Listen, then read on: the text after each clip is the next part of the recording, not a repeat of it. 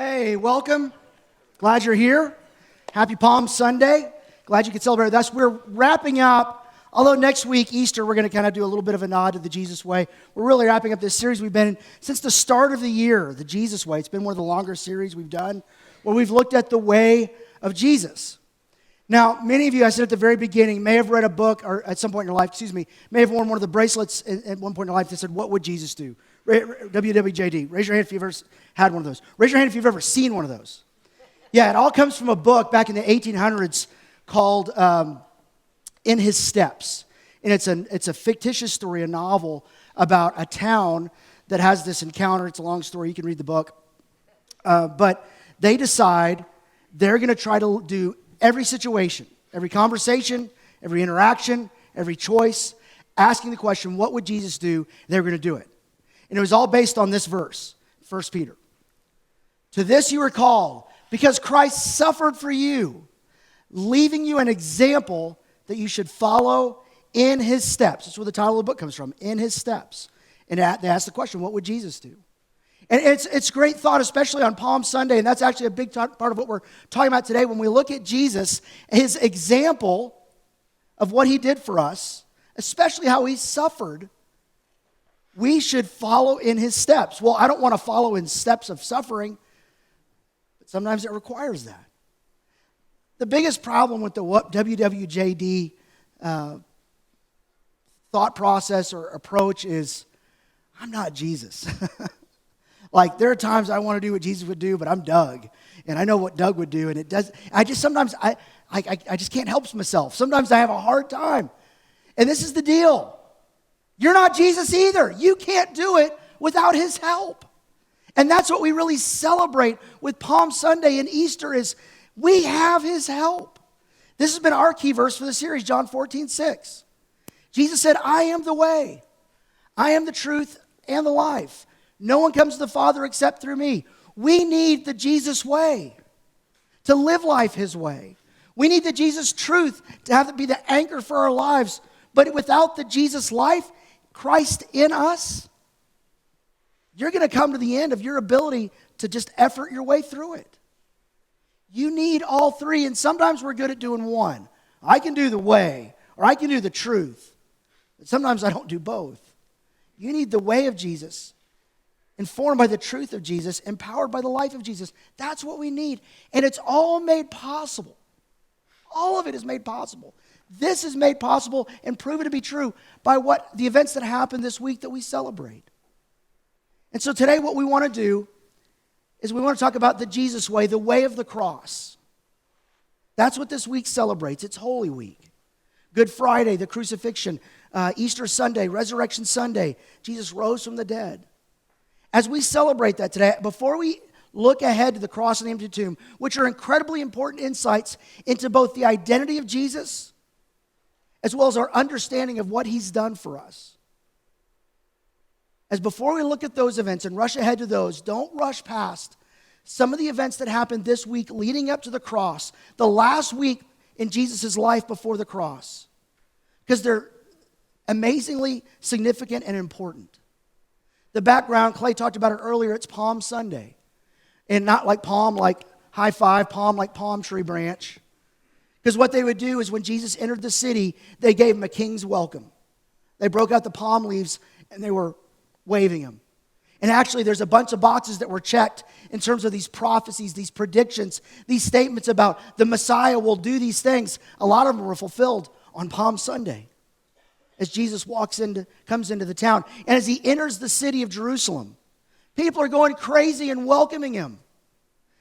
They're welcoming Him like a king. But that would soon change. And the cheers turn to jeers, and the crowd turns on Jesus. And the circumstances and the events all get significantly harder. No longer are they rolling out the red carpet or the palm leaves. No longer are they cheering for Him. Now they're betraying Him and turning Him over and going against Him, chanting for His death. Things turn quickly.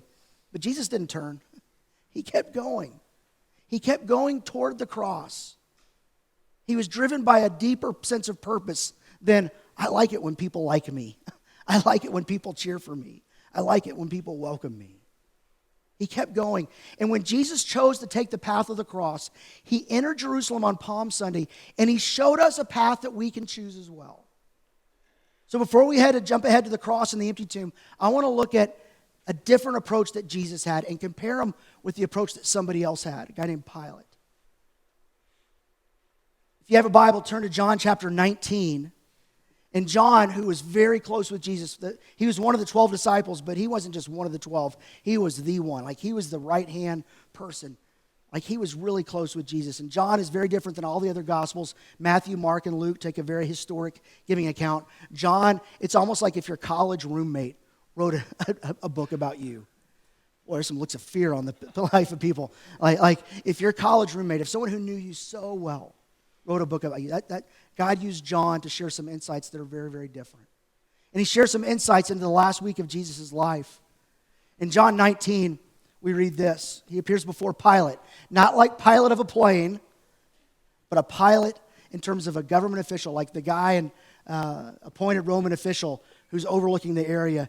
And he is handed Jesus, and they say, do something with him. And he's got to decide what to do. Then Pilate took Jesus and had him flogged. He had him punished. That was regular occurrence. They did that to lots of people. I mean, if you just looked at them wrong, they could do that to you. They were Rome. What are you going to do? But they're handed over to this guy, Jesus, and he's like, okay, I guess I got to punish him.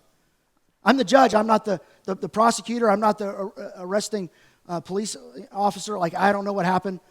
So he hands him over to the soldiers, and they take care of business. They twisted together a crown of thorns, put it on his head, pushed it down into his scalp. They clothed him in a purple robe, kind of mocking him as a king, and went up again and again, saying, "Hail, King of the Jews!" They slapped him in the face. Once more, Pilate came out and said to the Jews gathered there, "Look, I'm bringing him out to let you know that I find no basis of charge against him." Okay, think about what he just did. He handed him over to be flogged, put a crown of thorns, beaten, slapped in the face. The very next statement, he goes, "I find no basis of charge against him." What kind of leader is Pilate? But he's begging to the crowd. He goes, "Look, there's no charge here." This is what it says next. When Jesus came out wearing the crown of thorns and the purple robe, Pilate said to them, "Here's the man. This is the guy. Really, you want me to do this to him? I find nothing wrong with him." As soon as the chief priest and the officials saw him, they shouted, "Crucify, crucify." They wanted Pilate to do the dirty work. They're highly religious, good, upstanding people. They want the blood on someone else's hands. They want Jesus out. He was a threat to their power. You can see it in every walk of life. When someone gets power, they like to make it personal. Power was never meant to serve yourself. Power was always meant to be acknowledged that it's from God and to serve people. And there's lots of power of people jockeying for power here. Next verse. But Pilate answered them, "You take him and crucify him. As for me, I find no basis of charge against him." He goes, "I don't care if you kill him. I just don't want to do it." I mean, this crowd is going back and forth, and like, Jesus is like, would someone just pull the trigger here? This is what I'm here for. Would someone just do it? But they're going back and forth. The Jewish leaders insisted, "We have a law, and according to the law, he must die because he claimed to be the Son of God. We have a law. Would you please enforce it?" I mean, thou shalt not murder. We don't want to do that, but you can. So we've got a law. You've got the penalties. Can we just kind of maybe work something out? Verse 8. When Pilate heard this, he was even more afraid. And he went back inside the palace. He's like, what is happening here? So he goes back to Jesus. He goes, "Where do you come from?" But Jesus gave him no answer. The one person who has the most power here is actually just saying, just do it already. Verse 10. "Do you refuse to speak to me?" Pilate said. We don't know the tone he used there. But for someone who is not used to being told no, this probably was a pretty intense term, but it was also pretty fearful. Because Pilate starts getting the sense there's something about Jesus that I don't know if I want to get involved with. I don't know if I want to be the one who gives the death order. And he says, do you realize the power, that I have power either to free you or crucify you? Pilate was under this delusion that we all fall under. That I've got a lot of power. You have power, you have influence. You have the ability to make decisions. But ultimately, there's a God, and it's not you, it's not me. It's not Pilate. But he was standing right in front of him. Think of the ridiculous of if you ever said this to God. God, do you realize what power I have? That's basically what he's doing. Jesus answered, you would have no power over me if it were not given to you from above. I bet that played well. From then on, Pilate tried to set Jesus free. Do you have power or not, Pilate? You're trying to set him free. You're the leader. Leaders lead. Do what you need to do. But he can't, because the Jewish leaders kept shouting, if you let that man go, you're no friend of Caesar. Anyone who claims to be a king opposes Caesar. The Jewish leaders hated Caesar. They hated being occupied by Rome. But now it's serving their purpose. You're no friend of Rome. When Pilate heard this, he brought Jesus out and sat down on the judge's seat. That's a very significant word. You see it again in 2 Corinthians 5:10. At a place known as the stone pavement, which in Aramaic is Gabbatha. The judge's seat. Okay, so Pilate comes out and he sits on the judge's seat. Like in our modern world, you've seen enough courtroom dramas on TV. You've seen Law and Order, or you've seen A Few Good Men. You've seen something where there's a courtroom and there's the big judge's bench at the top. And at the front. And it's really high, and he's there, and he sits there in the robe and the gavel. Like, you know what that is. In theirs, it was a seat. And every town had one. And when significant rulings were going to happen, somebody had to go appear before the judge's seat for the person to decide their fate. Let me read to you 2 Corinthians 5:10. Because Pilate thinks he's the one sitting on the judge's seat. It's not true. That's what Paul tells us. For we must all appear before the judgment seat, same word, the bema, of Christ. That each one must receive what is due him for the things done while in the body, whether good or bad. That one day we'll all stand before God. Pilate one day will stand before God, who is sitting on the judge's seat, and give an account for what he did with his power and influence and life. We all will. Next verse. This is such a significant phrase. It was the day of preparation of the Passover. And they throw in a detail. Hey, much like Law and Order, it was about noon. Dung, dung, they're giving us this detail. And Pilate comes out and says, here's your king. But think about this. They were preparing, the Jewish people were preparing to celebrate the Passover, where they celebrate God's deliverance from slavery in Egypt through a miracle. They would prepare a lamb to be offered as a symbolic sacrifice. Jesus is preparing for the ultimate Passover. He's preparing himself to be the sacrificial lamb, and they all missed it. They're busy preparing for something that looked back instead of looking at who was in front of them and what he offered them. The ultimate deliverance, not from slavery, but from sin, from death. And as they're preparing, Jesus says, here's your king. Pilate said, here's your king. He says to the Jews, he's looking at him, pointing and saying, here's the guy. What you're preparing for, this was preparing you for this. You're missing him. They just went about their business.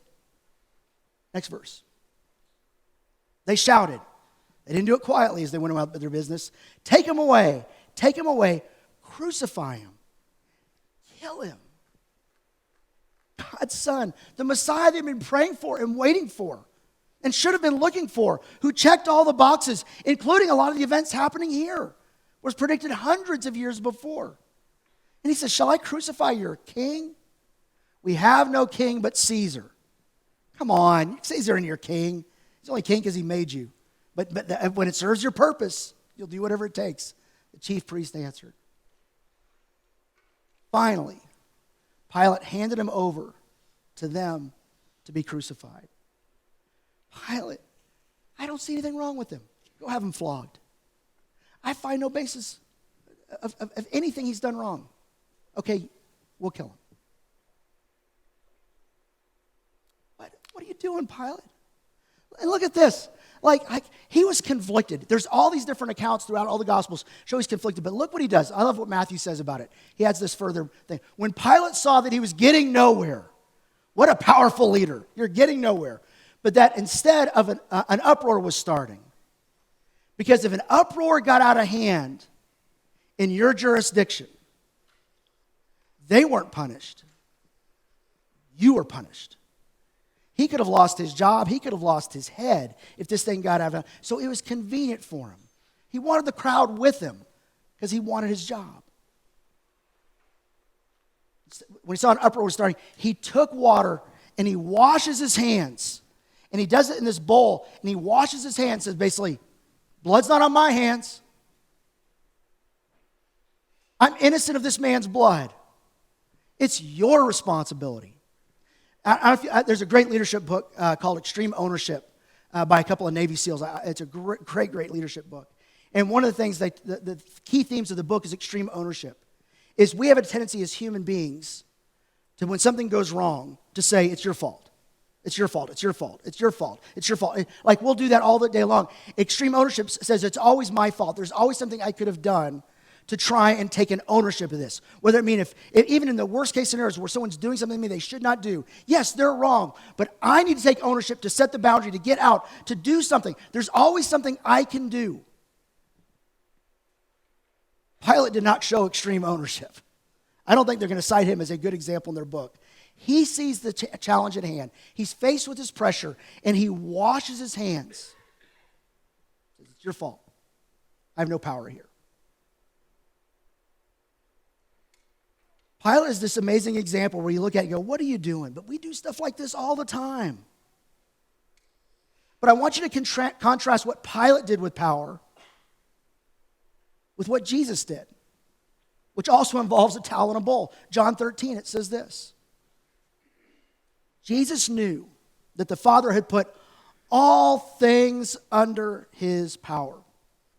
Jesus knew that. He believed that. This is at the Last Supper.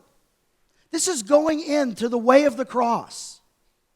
The way of the cross that had him pause at one point and kneel down and pray, like excruciating prayers of God, if there's any other way but the way of the cross, yet not my will, but your will be done. Like, all things are in his power. He has the power to opt out. All things are in his power. And that he had come from God and he was returning to God. This is the most powerful person in the world that has ever lived. And what does he do with his power? He got up from the meal and said, everybody come kiss the ring. Everybody come sing a song about me. Everybody come put a purple robe on me, but not a crown of thorns, a real crown. Everybody get my favorite meal here. That's not what he does at the meal. He does this, and most of you know the story. He took off his outer clothing, his outer robe, wrapped a towel around his waist, and as this is happening, like the disciples had to be eyes kind of darting back and forth, looking at each other going, what's happening? This is so awkward and uncomfortable. What is he doing? He pours water into a basin and began to wash his disciples' feet, drying them with the towel that was wrapped around him. Boy, very different approach of what Pilate did. I have power, but it's not my responsibility. It's not me. It's your fault. You guys do something with it. I don't want to do anything here. Jesus has all the power in the world. He takes water and towel and a basin, and he washes his disciples' feet because, as a reminder, in those days, open-toed shoes, open sewers. Not the best of combinations. When you went for a walk, the feet got dirty. So at every meal, sometimes for cleanliness purposes, sometimes for religious purposes, a servant, the lowest, would have the job of feet washing. I don't like it in a city. I don't like the thought of doing that in a place with closed sewers, let alone open sewers. Man, but Jesus does that. And it has this impact on his disciples. All things are under his power. Think about that. If you had unlimited power, what would you do? Probably not something like this. And it says this in verse 12. when he had finished washing their feet, and there's an awkward exchange with Peter in between where he's like, you can't do that, and pushes back against Peter, always speaking up first. You can't do that. Jesus says, I need to do it. Then wash all of me. Jesus is like, just tap the brakes, Peter. Just let me do what I need to do. When he finished, he put on his clothes and returned to his place, sits at the table. Do you understand what I have done for you? No! What is this? We don't get it at all. This is silly, it's stupid, it's dumb. Like, who does this? You just said you have all power. Why are you doing this? You call me teacher and Lord, and rightly so, for that is what I am. Now that I, your Lord and teacher, the one with all power, have washed your feet, you should also wash one another's feet. He goes, you should do that too. But this wasn't about cleanliness of people who wear sandals and walk through muddy, dirty streets. This wasn't about religious cleanliness. It's about a posture of what you do with power. It's about self-sacrifice, of giving yourself away. Most people have power, want to take things away.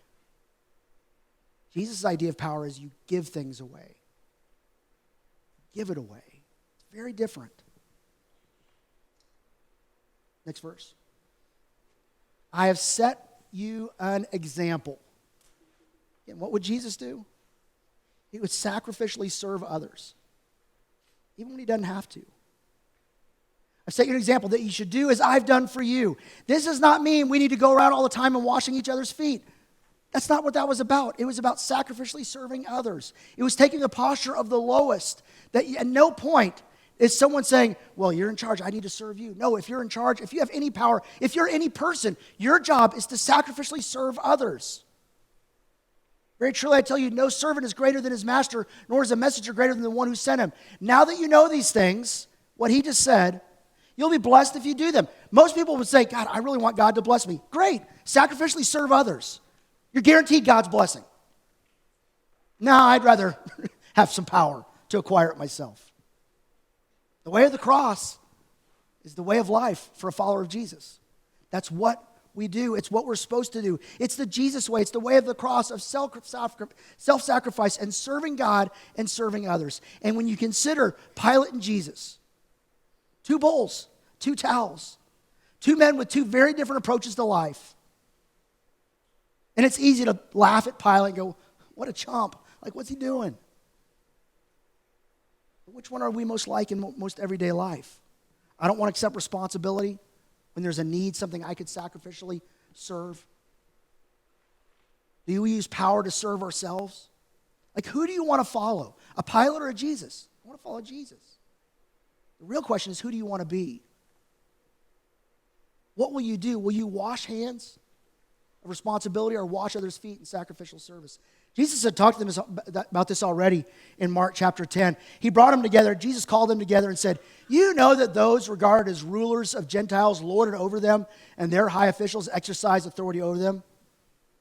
He's basically talking about Pilate right here, or any leader. You know how when people have power, they use their power to hold it over people, not serve people. He goes, you know how it is. I mean, Pilate, here's a leader with power who his goal is to take, even take a life, to oppress, to consume, versus Jesus who has power to, and he chooses to serve, to lay his life down and actually to give his life. Jesus went on and said this, not so with you. Not so with you. Instead, whoever wants to become great,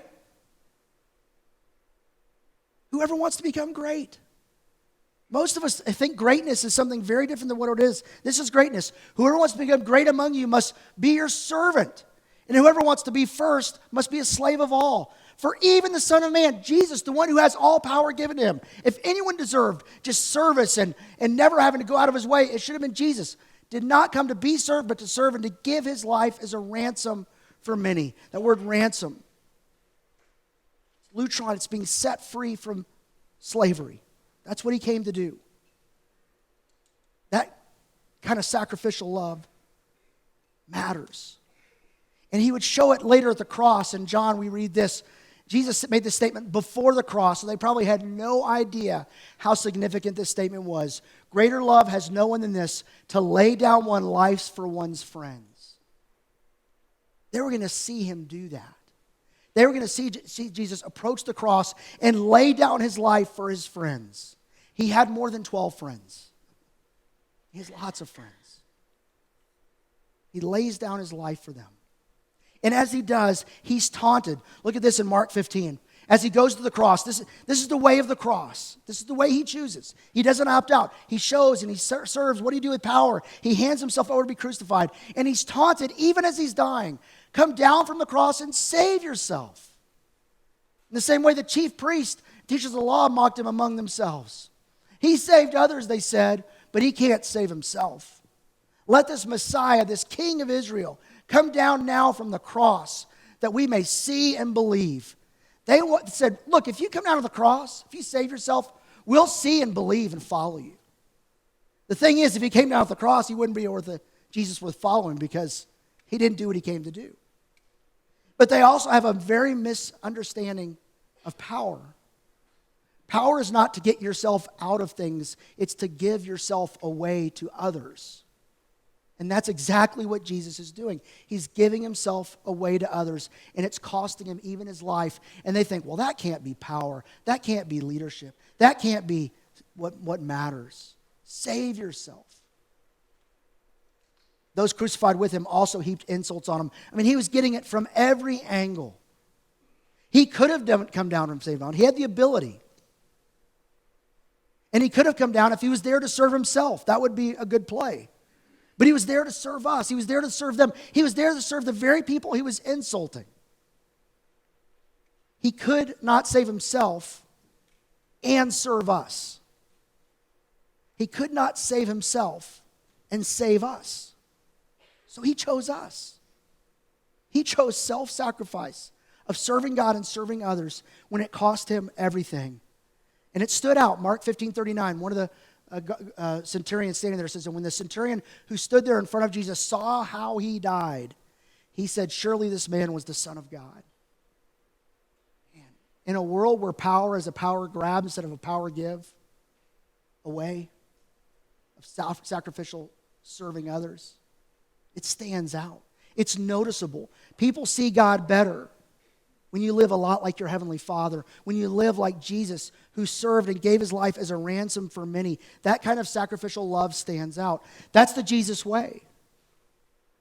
And you need the Jesus way and the Jesus truth empowered by the Jesus life, because at some point, you're going to have an opportunity to give yourself away, and you're not going to want to do it. But the Christ in you can help you do that. So we must keep our focusing on Jesus, this one we're following.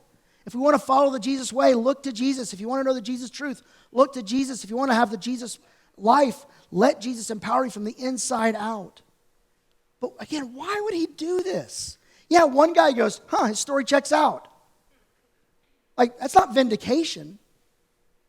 There's something bigger going on here. Jesus chose this joyfully. Sacrificial service is not painful only. It can be painful, costly, and extremely joyful. Look how the writer of Hebrews says this, Hebrews 12. Let's run with perseverance the race marked out for us. Follow Jesus. That's the race marked out for you. How do you follow him? Fixing our eyes on Jesus. Keep your eyes focused on Jesus, the pioneer and perfecter of the faith. He started it, and he made it perfect. That's the God we follow. Usually my eyes are on me and not on him. And it says, for the joy set before him, he endured the cross. It's not saying the cross is what brought him joy. It was what was set before him, and the cross was in the middle. The path that Jesus chose, the Jesus way that included the cross, he knew there was joy because of what would be accomplished from the cross. For the joy set before him, he endured the cross, scorning its shame, and sat down at the right hand of the throne of God. Fixing our eyes on Jesus. Keep our eyes on a Jesus who goes, I'm not going to get joy from serving myself. I'm going to get joy from serving others because of what's on the other side of that.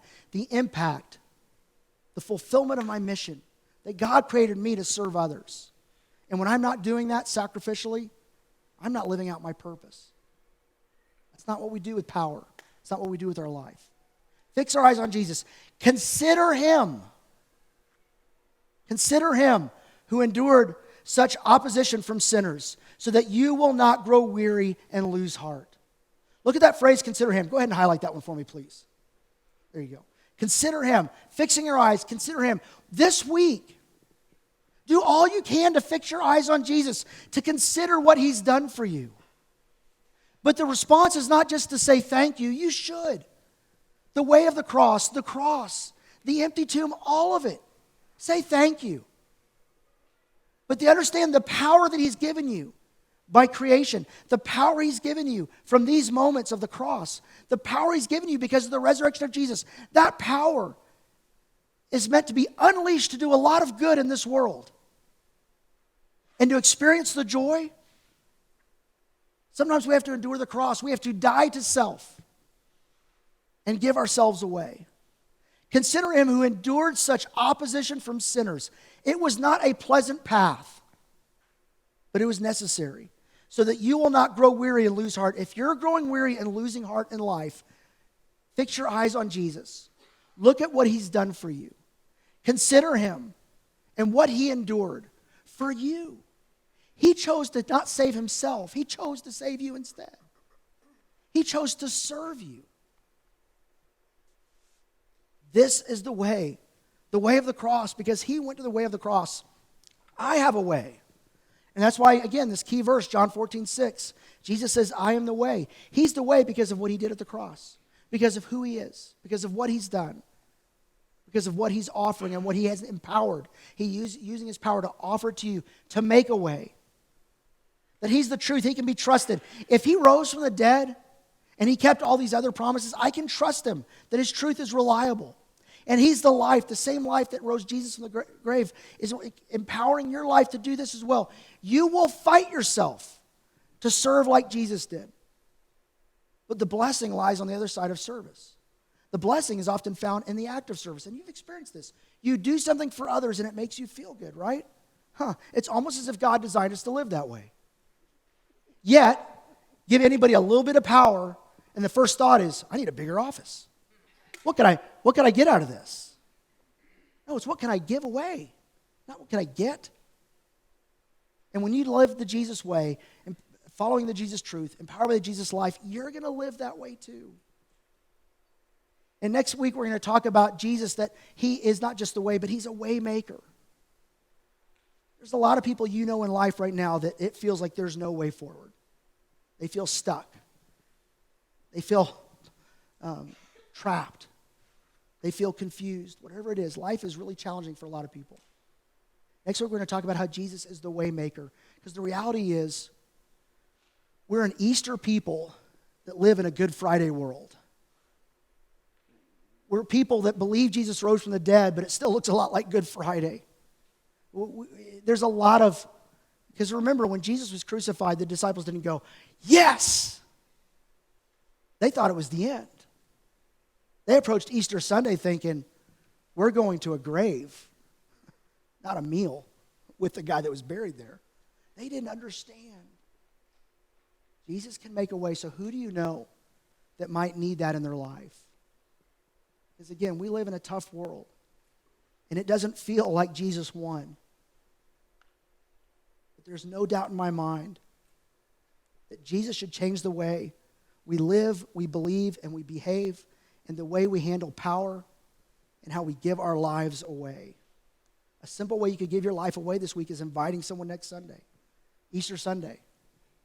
Inviting someone to celebrate what Jesus did for them. Jesus, the waymaker. The tomb was sealed, but now it's open and he's not there anymore. Next Sunday, 8:30, 10, 11:30. Mark talked about that. Again, if you have flexibility, attend the edges, 8:30 or 11:30. That would be really helpful, especially the 11:30 tends to be the lightest. That would help. If you have to go to the 10, that's fine. We want you to be here, but invite somebody. Be invitational and be welcoming. If you see somebody new, ask them their name, meet them. And let's celebrate Jesus, the Waymaker, who rose from the dead next Sunday. Let's pray together. Heavenly Father, thanks that you love us, that you're for us. God, I thank you that you showed us a different approach to life, a different approach to power. There's not much appealing about that path. Pain and suffering and death are all the things you chose to do. Sometimes cheered by others, at times ridiculed, insulted, abused, beaten, mocked, and eventually killed along that path. But there was a joy that was set before you to endure the cross. God, help us to do hard things. Things that are beyond what we feel like we want to do. And our inclination is to serve ourselves, but help us to serve you and serve others sacrificially.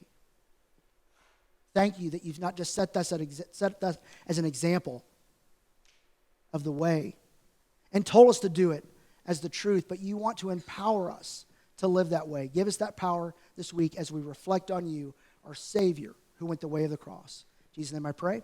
Amen. Thanks for being here. If you'd like to talk, I'll be down at the front.